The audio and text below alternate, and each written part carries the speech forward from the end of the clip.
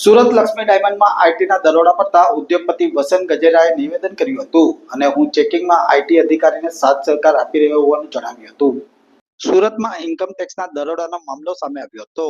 28 કલાક ઉપર સમય વીતી ગયા છતાં આઈટીની રેડ યથાવત રહેવા પામી હતી, જેથી લક્ષ્મી ડાયમંડના માલિક વસંત ગજેરા ડાયમંડ ફેક્ટરીએ પહોંચ્યા હતા.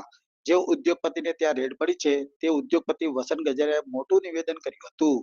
વસંત ગજેરાએ ઇન્કમ ટેક્સની રેડ પડી હોવાની પુષ્ટિ પણ કરી હતી. ઇન્કમ ટેક્સ વાળા ચેકિંગ કરે તેમાં મને કોઈ ફરક પડતો નથી. આઈટીના ચેકિંગમાં હું સાથ સહકાર પણ આપી રહ્યો છું. ઇન્કમ ટેક્સ શા માટે રેડ કરી તેનો મને ખ્યાલ નથી. ઇન્કમ ટેક્સના અધિકારીઓ તેનું કામ કરી રહ્યા છે અને 22 કલાક થાય કે 25 કલાક થાય તેઓ તેનું કામ કરી રહ્યા છે. જ્યારે મેહુલ ચોકસી મુદ્દે મને કંઈ જ ખબર નથી તેવું પણ જણાવ્યું હતું.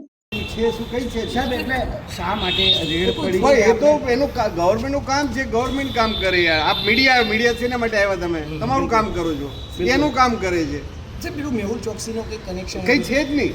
છે અત્યારે સાહેબ આજે 20 કલાક ઉપર થઈ ગયા અને આ તો હવે શું 20 કલાક દે તો શું થાય? એટલે એ તો એ લોકોનું ચેકિંગ કરે, એમાં શું મને ફરક આપણે પડે? કઈ રીતના સાથ અને અમે સાથ આપીએ, એ લોકો સાથ આપે, કોઈ problem નથી. સાહેબ, કઈ જગ્યાએ એ મને ખબર નથી. તમારા બધા જ પેઢી ના પણ મને પોતાને ખબર નથી.